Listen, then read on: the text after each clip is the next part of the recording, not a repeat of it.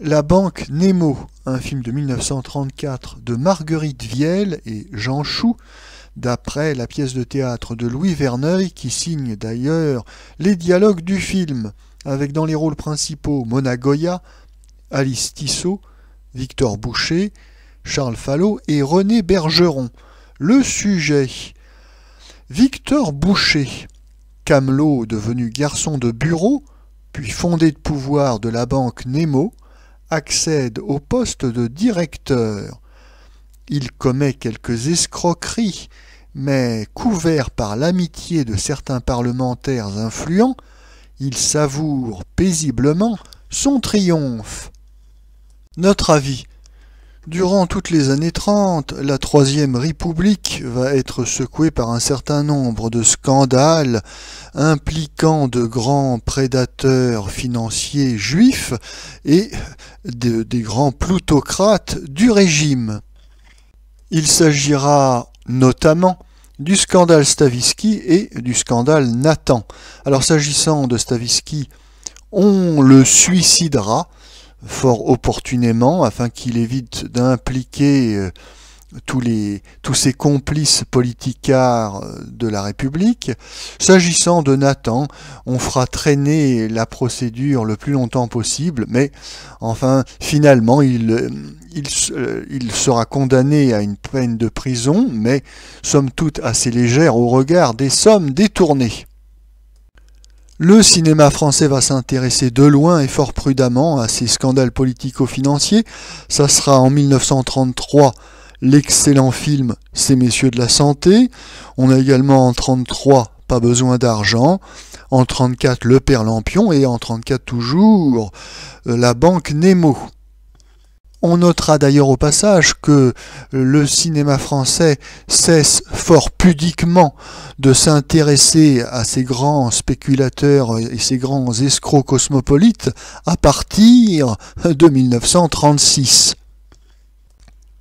Léon Blum, le nouveau président du Conseil, élu par la Chambre des députés Front Popus de 1936, entretient des relations fraternelles avec les grands banquiers cosmopolites, dont notamment James Henry de Rothschild, le député-maire de droite de Compiègne, qui, lors des élections de 1936, appelle à voter Blum Blum. À partir de cette date, le cinéma français, curieusement, cessera de s'intéresser aux scandales politico-financiers et le cinéma préférera se concentrer sur un genre moins polémique, le mélo, et un mélo un peu prétentieux qui prendra le nom de réalisme poétique. S'agissant du film de 1934, La banque Nemo, il est d'usage de dire qu'il s'inspire ouvertement de l'affaire Stavisky. En réalité, c'est pas tout à fait exact, car avant d'être un film, La banque Nemo, c'était une pièce de théâtre de Louis Verneuil de 1931, et en 1931, il n'y avait pas encore de scandale Stavisky.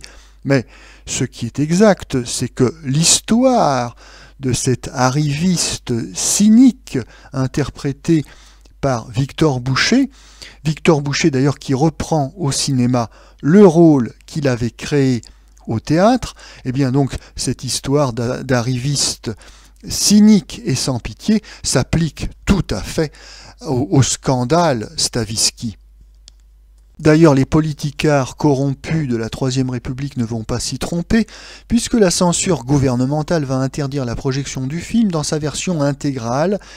Il y a une scène qui va être coupée, c'est celle du Conseil des ministres, où le gouvernement décide d'étouffer le scandale. Oui, alors là, la fiction est trop proche de la réalité, il n'y a qu'une seule réponse, la censure. La coupure n'est pas trop grave et les producteurs allemands du film s'en tirent bien. Oui, si les Allemands de la Tobis avaient été un peu plus explicites sur les turpitudes du régime, nul doute que c'est le film entier qui aurait été interdit. Bien que ce film soit moins puissant que le petit chef-d'œuvre qu'étaient Ces Messieurs de la Santé en 1933, La Banque Nemo est quand même réussi, grâce notamment à la qualité de sa distribution. Nous avons ici le grand acteur de théâtre Victor Bouchet, et tous les seconds rôles sont à la hauteur, notamment Bergeron. Si La Banque Nemo est un film moins puissant que Ces Messieurs de la Santé, c'est certainement en partie dû à la faiblesse de sa réalisation. La mise en scène est assez plate et le récit assez linéaire. Ce film est réalisé par Marguerite Vielle, qui est une réalisatrice débutante. Elle ne tournera que 4 films en tout, et d'ailleurs celui-ci est le 4e et dernier, ça ne lui aura pas porté chance.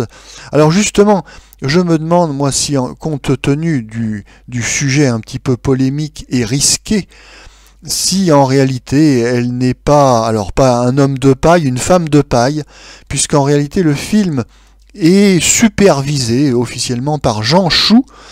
Alors moi je me demande si c'est pas Jean Chou vraiment le réalisateur et Marguerite Vielle une couverture, parce que bon Jean Chou est un réalisateur assez conventionnel et sans grande imagination qui semble en tout cas avoir bien marqué de son empreinte ce film, La Banque Nemo.